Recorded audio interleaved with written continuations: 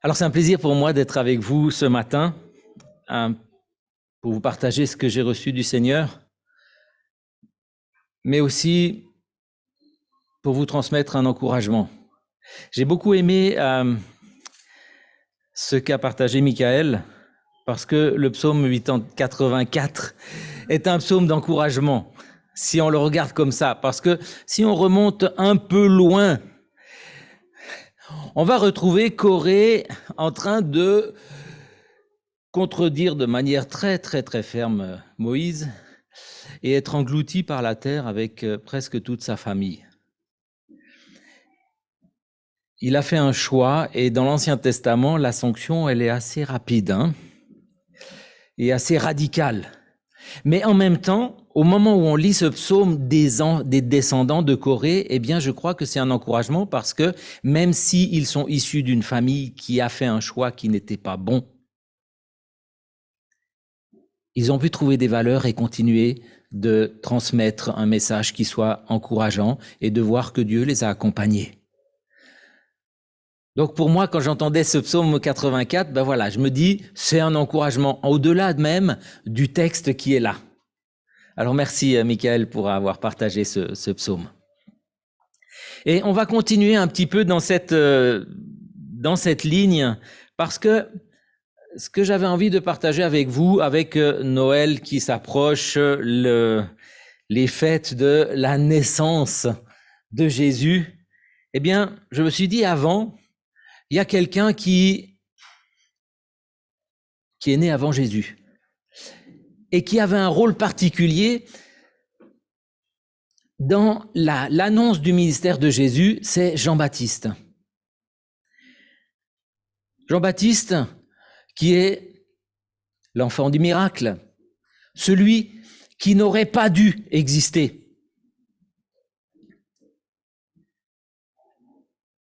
Alors, je crois que je n'ai pas regardé s'il y avait une commande, quelque chose. Dans ce cas, voilà. Donc on peut enlever là et puis passer.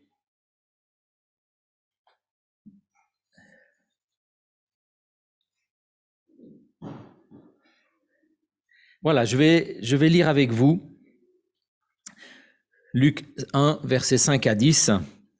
Alors non, c'est juste l'image.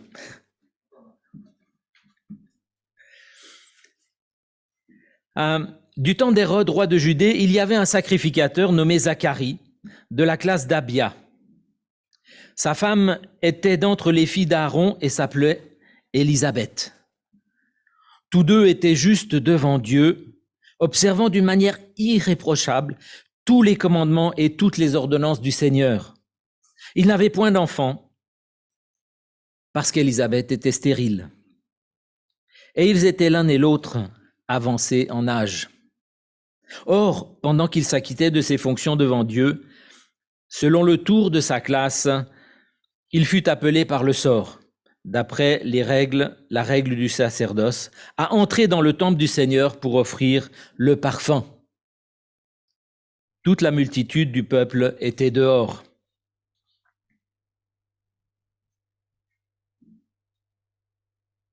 Alors un ange du Seigneur apparut à Zacharie et se tint debout à la droite de l'autel des parfums.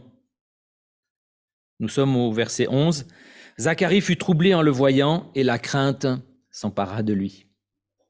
Mais l'ange lui dit, « Sois sans crainte, Zacharie, car ta prière a été exaucée.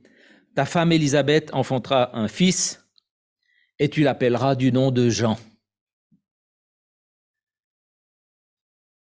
Il y a un début, c'est la prière.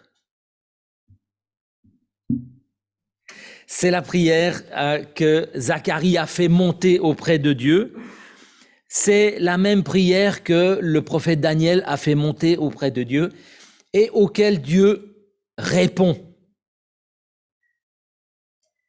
Il entend le cri de son enfant. Et non seulement il entend, mais il exauce. Il y a cette gradation, ce chemin qui est là pour la relation avec Dieu, ce moment où on va s'adresser à Dieu, On va lui remettre ce qui pèse sur notre vie, ses difficultés, ses inquiétudes, ses joies aussi, et savoir que Dieu va entendre notre prière. Dieu n'est pas un Dieu lointain, quelqu'un qui a tellement d'occupations que de temps en temps, il entend ce que nous disons, mais à chaque parole que nous faisons, à chaque prière que nous faisons monter vers lui, eh bien, il l'entend. Et il répond. Alors, il répond pas toujours comme on a envie, c'est vrai, mais si on est honnête, après coup, on va se rendre compte que la manière dont il a répondu était probablement la meilleure. Parce que ce que nous demandons n'est pas toujours ce qui est bien pour nous. Donc parfois, il nous répond non. Parfois, il nous dit « Attends encore un peu de temps, ça viendra plus tard. » Et à d'autres moments, il nous répond et nous sommes reconnaissants.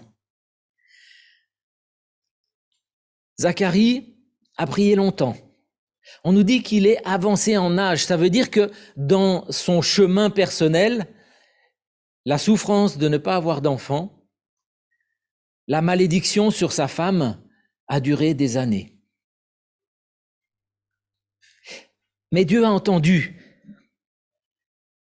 Et nous lisons maintenant continuons, donc Luc 1, chapitre 14, où il nous est dit ceci. Il sera pour toi un sujet de joie et d'allégresse, et beaucoup se réjouiront de sa naissance, car il sera grand devant le Seigneur. Il ne boira ni vin ni boisson enivrante. Il sera plein d'Esprit Saint dès le sein de sa mère. Et il ramènera beaucoup des fils d'Israël au sein de leur Dieu. Il marchera devant lui avec l'esprit et la puissance d'Élie pour ramener tout le peuple vers les enfants et les rebelles à la sagesse des justes, pour préparer au Seigneur un peuple bien disposé. Il est en train de préparer la venue du Seigneur. La venue du Seigneur, ce moment où Jésus va arriver avec son ministère. Il a à peu près 6 mois d'avance, un peu plus âgé que Jésus. Il va préparer le ministère de Jésus. Ce que je trouve encourageant, c'est que Jean-Baptiste a un ministère particulier et une bénédiction particulière.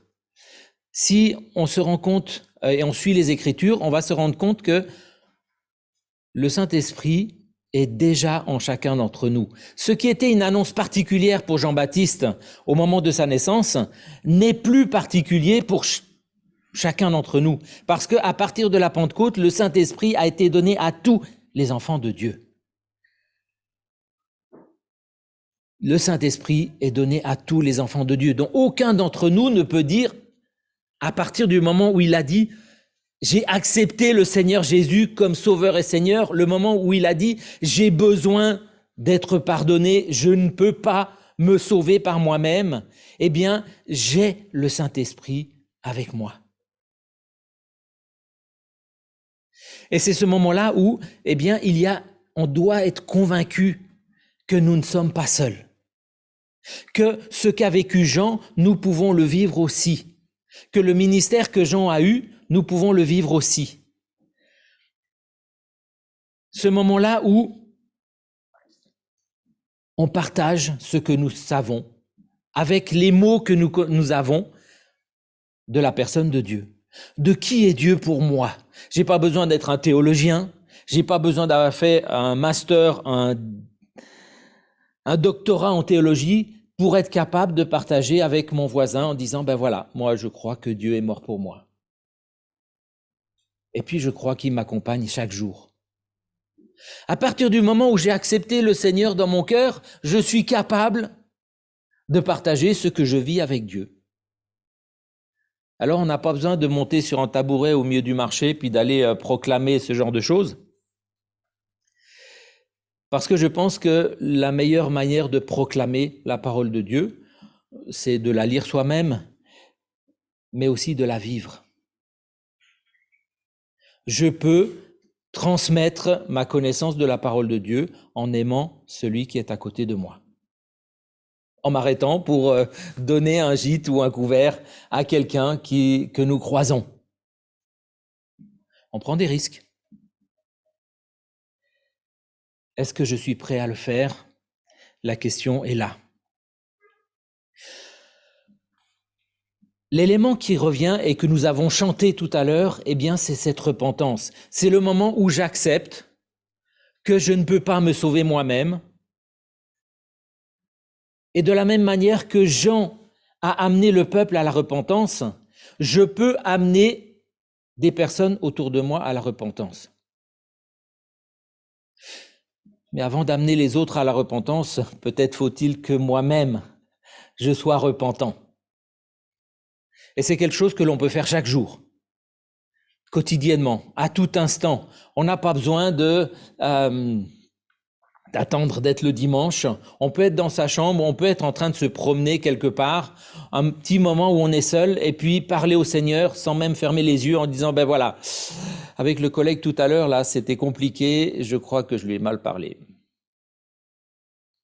Alors peut-être qu'à ce moment-là, vous entendez une voix qui dit, ce serait peut-être bien d'aller le voir pour lui dire excuse-moi. Pas toujours facile de le faire, mais la repentance commence avec ce que je vis moi. Comment je le vis avec Dieu. Comment je me remets en question par rapport aux personnes qui sont autour de moi. Comment aussi je reconnais que je ne suis pas parfait. Et que si j'ai fauté, si j'ai dit une parole malencontreuse, si j'ai fait quelque chose qui n'était pas juste, comme pour les fils de Corée, la repentance est possible et on peut être rétabli. Repentance pour soi, mais aussi par rapport aux autres, le moyen de rejoindre l'autre dans ce qu'il est. Et vous verrez le moment où vous demandez pardon à quelqu'un, c'est parfois à ce moment-là que la personne s'ouvre et se dit, mais pourquoi tu fais ça?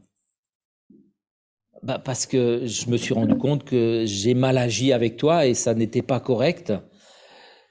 Je ne vais pas perdre la valeur que j'ai puisque ma valeur ne dépend pas du collègue, ni de mon directeur, ni de... Ma valeur dépend du regard de Dieu sur moi, qui suis une créature merveilleuse. La repentance. Et enfin, nous préparons, préparer la venue du Seigneur, ça c'est un peu compliqué, il est déjà venu, mais on prépare la nouvelle venue du Seigneur. Il nous est dit que le Seigneur va revenir. Quand? On ne le sait pas. Mais il va revenir, ce qui fait que nous sommes tous des Jean-Baptiste, des personnes qui sont en train de préparer la venue du Seigneur ou la revenue du Seigneur. Et si nous persévérons, c'est peut-être aussi parce que nous savons qu'à ce moment-là, justice sera rendue pour tout le monde. Alors, ça nous arrange bien parfois de se dire, voilà, pour les autres, là, ceux qui m'ont fait du mal, c'est normal, Dieu va les punir, c'est bien. Mais si on regarde les choses directement, peut-être que la première personne, et la Bible le dit bien, qu'à la fin des temps, les justes seront aussi jugés. Nous serons aussi devant le tribunal. Alors nous aurons un avocat, nous aurons quelqu'un qui a payé pour nous. Mais néanmoins, mes fautes seront là aussi. Et je serai gracié. Et je suis gracié dès à présent. Donc le jugement, c'est aussi pour moi. Des fois, on a l'impression que c'est bon, on est sauvé, tout va bien, mais je pense qu'on doit aussi reconnaître que, voilà, j'ai besoin. Et le pire chez un chrétien, c'est le chrétien qui pense qu'il est arrivé. Ça y est, c'est bon, je suis sauvé, tout va bien, j'aurai plus de problèmes. C'est ce qui a créé les plus grandes, à mon sens, les plus grandes erreurs dans l'histoire de l'Église, c'est le moment où on était des bons chrétiens. Je pense que le bon chrétien, c'est celui qui pense qu'il ne l'est pas. Tant que j'ai conscience que je suis un homme pécheur et que j'ai besoin du salut, je suis un chrétien qui est juste. Parce que chaque jour, je sais que j'ai besoin de la grâce de Dieu. Et quand je le vis, je prépare d'abord dans mon cœur la revenue du Seigneur et autour de moi. la revenue du Seigneur. C'est toujours dans les deux sens. C'est donc un programme. Cette venue de Jean-Baptiste, oui, c'est bon. Ces 4 éléments-là sont ceux qu'on peut vivre au quotidien. Hein? Donc, le Saint-Esprit en nous, la parole de Dieu, la repentance et l'espoir, l'attente du retour de Jésus.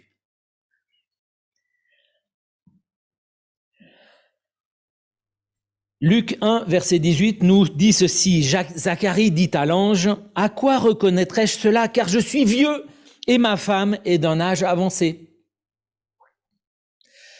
L'ange lui répondit, « Moi, je suis Gabriel, celui qui se tient devant Dieu. J'ai été envoyé pour te parler et t'annoncer cette bonne nouvelle. Voici, tu seras muet et tu ne pourras parler jusqu'au jour où cela se produira, parce que tu n'as pas cru à mes paroles qui s'accompliront en leur temps. » La gifle. On nous a dit précédemment que Zacharie était quelqu'un qui suivait les lois de Dieu, qui était juste, qui a prié pendant des années. Et là, il est dans le temple. L'ange est devant lui, et là il dit, je suis vieux, tu sais, ça va être compliqué. En face de lui, il a Gabriel. C'est pas n'importe qui, c'est l'ange Gabriel qui a été envoyé pour Daniel. Hein, avec les armées célestes, avec tout, c'est l'ange puissant, l'homme fort de Dieu. Alors nous, on se dirait, oui, mais si, il devrait savoir quand même, il est dans le temple, il est au service, c'est le pasteur, il devrait... c'est un homme. C'est un homme comme nous. Et c'est ça que j'aime dans Zacharie, c'est qu'on n'a pas des surhommes qui sont dans la Bible. Hein. Si vous allez voir dans d'autres religions, vous allez tous trouver, c'était des hommes super, ils ne sont jamais trompés, tout était bien, tout. Vous lisez la Bible du début jusqu'à la fin, c'est une suite d'hommes et de femmes, à part Jésus, qui se sont trompés, qui ont commis l'adultère, qui ont commis des meurtres, qui se sont repentis et qui ont vécu la grâce de Dieu, et qui fait que tous ces hommes dans la Bible sont des hommes comme nous, comme moi, avec nos limitations, nos fautes, nos hésitations, nos doutes, nos craintes.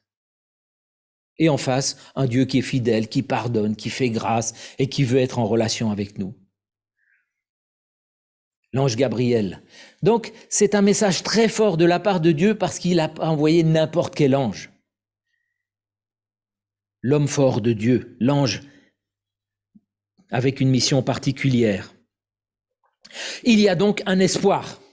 C'est une réponse. Là où tout était fermé, quelque chose peut advenir de bon. Quelque chose peut casser le mur de verre, celui qui nous empêche de passer, pour que la vie trouve son chemin. La question de Zacharie, elle peut sembler anodine, hein, elle est comme ça, donc il y en a d'autres qui ont déjà posé les questions à Dieu en lui disant « Oui, mais quand même, est-ce que... » Le premier qui a dit « Oui, il a dit « Oui, mais tu sais, ma femme est vieille, Abraham. » Abraham, il n'a pas été puni, empêché de parler pendant quelques mois. Hein. Vous avez Gédéon, lui, il l'a fait 3 fois, mais il n'a pas été puni non plus. Ézéchias, Moïse, lui, il n'a même pas demandé les signes, il les a reçus. Et Ésaïe offre un signe au roi Akaz, et il n'y a pas d'autres conséquences derrière. Pourquoi Zacharie, tout d'un coup, lui, on le prive de parole pendant un certain nombre de mois? Je crois que Zacharie avait un avantage considérable par rapport à ses prédécesseurs, c'est qu'il avait toute la loi des prophètes. Il était au courant de ce que Dieu avait fait avant, et nous sommes encore plus parce qu'on a le Nouveau Testament. Donc on sait tout ce que Dieu a fait avant. La difficulté parfois, et c'est peut-être là que vient le doute de Zacharie, c'est qu'on a l'impression que Dieu n'intervient plus aujourd'hui. Que le miracle n'est plus d'actualité aujourd'hui, ne nous concerne plus, parce qu'on est dans un monde cartésien où tout est réglé comme du papier à musique, et à la limite, Dieu ne peut pas entrer dans les ordinateurs et dans tout le reste.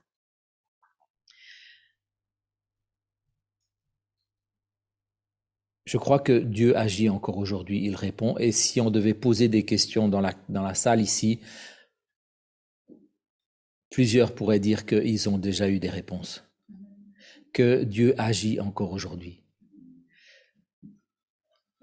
Et il agit en continu. Je vous ai déjà probablement parlé du forage que j'ai fait en Afrique, dans un milieu où il n'y a que de l'eau saumâtre, salée, que je ne supporte pas. Et le seul forage, c'est celui de l'église, qui a de l'eau saine. Dans un milieu où il n'y a que du sable, il n'y a pas 2 nappes phréatiques, il n'y a pas 3 nappes phréatiques, il n'y en a qu'une, elle est saumâtre, et la pompe de l'église est de l'eau parfaitement saine. Donc le miracle en continue depuis 20 ans. C'est encore aujourd'hui. Mais des fois, on a tendance à l'oublier et on pense que c'est pas pour nous. Ça veut dire qu'on va demander des choses à Dieu, mais on va pas attendre la réponse, puisque de toute façon, il va pas répondre. Il répond encore aujourd'hui, comme il a répondu à Zacharie. Et pour moi, Zacharie fait partie de ces personnages qui sont comme moi, qui doutent, qui ont envie de bien faire, qui suivent la parole de Dieu, mais qui doutent. Et qui sont exaucés. Et ça, je trouve ça encourageant, parce que pour chacun d'entre nous, eh bien, on peut se dire, nos paroles, malgré nos limitations, eh bien, Dieu les entend. Et Dieu répond.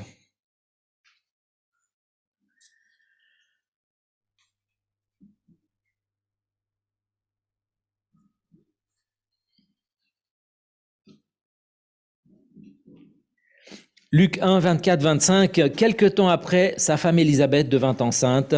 Elle se cacha pendant 5 mois en disant, voici ce que le Seigneur a fait pour moi, au temps où il a décidé d'enlever ce qui était ma honte parmi les hommes. J'aime aussi Élisabeth parce qu'elle a souffert. C'est une femme qui a été pointée du doigt parce que dans l'Ancien Testament, si vous allez voir un peu les questions du côté de Job, mais on retrouve ça aussi et on peut le retrouver aujourd'hui aussi. Si quelqu'un vit une épreuve, dans notre tête, des fois, la petite voix, on parlait du diable tout à l'heure, vient nous dire est-ce qu'il n'a pas fait un truc qui n'était pas bien et que Dieu le punit ? Est-ce qu'il y a... Et elle vit sous le regard et sous le jugement des gens autour d'elle. En dehors du fait que Zacharie et elle sont un couple qui n'a pas d'AVS, puisque l'AVS de ce temps-là, c'était les enfants.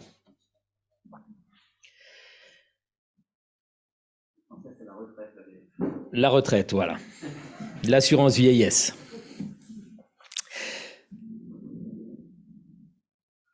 Alors, ce que je trouve intéressant pour Élisabeth, c'est que pendant un moment, elle disparaît. On ne la voit plus. Elle se cache pendant 5 mois. Elle se cache pendant 5 mois parce que pendant les premiers mois, elle va vivre toujours cette malédiction alors qu'elle sait qu'elle est enceinte. Mais elle ne peut pas le crier sur les toits parce que ça ne se voit pas. Au bout de 5 mois, elle sort. Plus besoin de parler. Les gens voient, ça se voit. Elle est enceinte. Sa malédiction, l'opprobre, le reproche, tout ça a explosé à partir du moment où elle ressort au bout de 5 mois. Le Seigneur a répondu. Mais Élisabeth a été quelqu'un de sage. Elle n'a pas commencé à rentrer dans tout le monde en disant « De toute façon, je suis enceinte, tu n'as plus rien à dire. » Elle a attendu que le miracle se manifeste, que la preuve soit donnée. Et du coup, elle n'a pas eu besoin de s'énerver. Elle a juste vécu la bénédiction.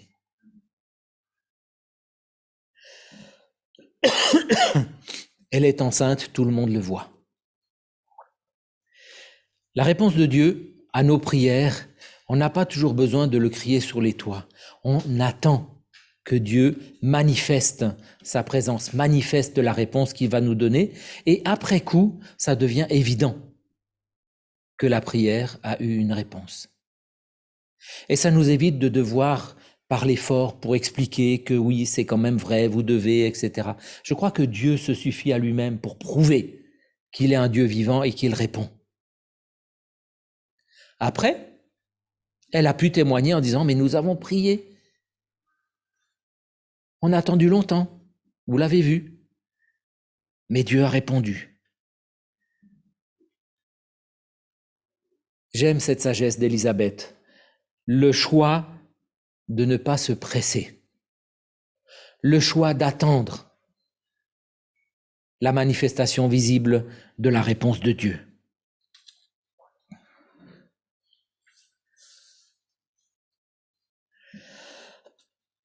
Luc 1, 76, 75, 78, on dira.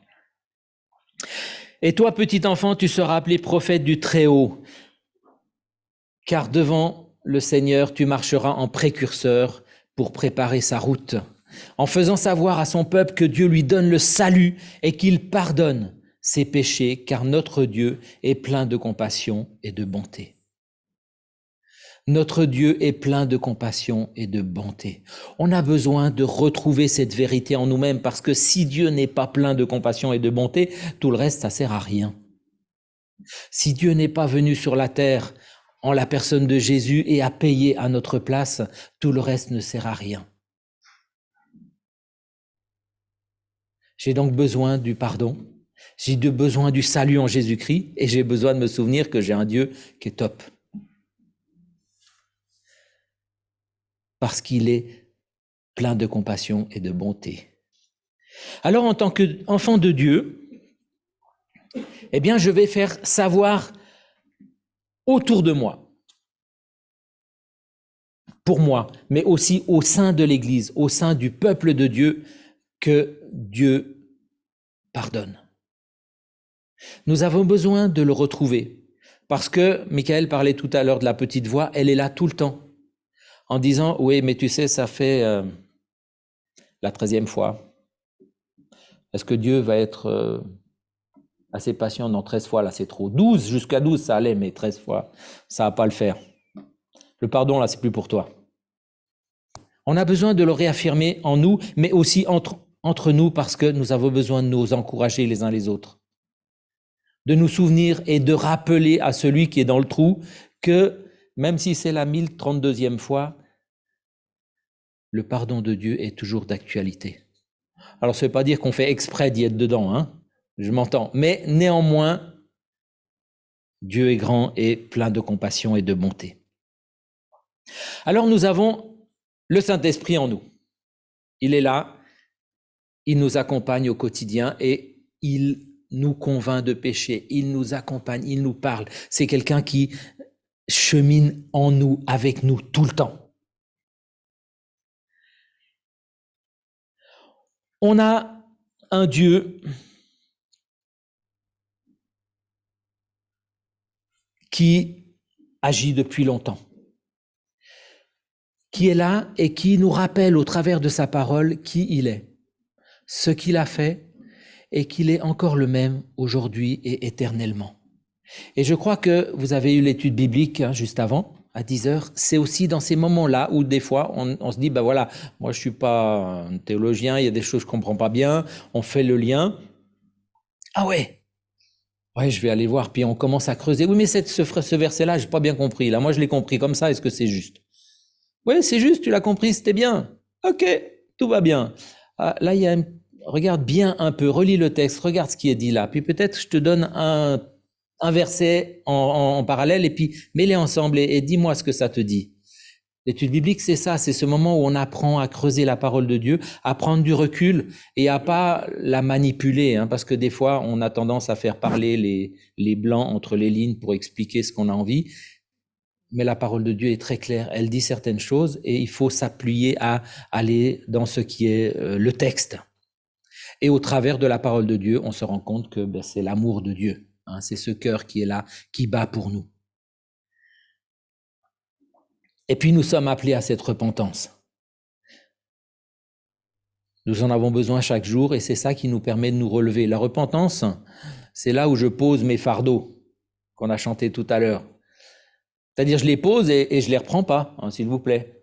Parce que le chrétien, en général, les pose, Seigneur, vraiment, pardonne-moi, etc. Puis, ça y est, c'est fini, hop, on le reprend, et puis on repart. Et après, on se dit, oh, je suis fatigué. Non, vraiment, le moment, c'est, je vais dire à Dieu, voilà, ça, je te le pose, et je ne veux pas le reprendre. Et peut-être, je peux lui dire, écoute, Seigneur, aide-moi à pas le reprendre. Empêche-moi de le reprendre. c'est la repentance. Je prépare la venue nouvelle de Jésus, d'abord dans mon cœur, dans ma vie, et ensuite autour de moi.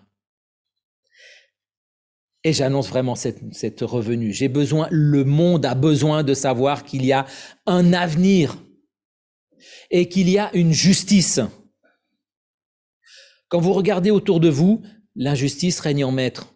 Le Dieu de l'argent règne en maître. Et on vit ça tous les jours. Et on a l'impression que de toute façon, il n'y aura jamais de solution. Eh bien, ma conviction, c'est que de toute façon, ceux-là, ils ne vont pas l'emporter au paradis.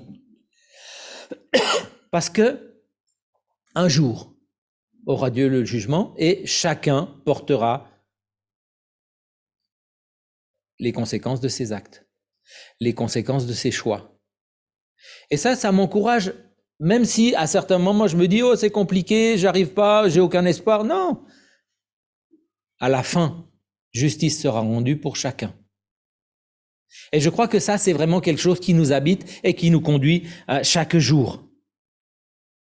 Donc n'oublions pas que si à un moment tout semble verrouillé autour de nous, eh bien un jour, la vie peut percer ça.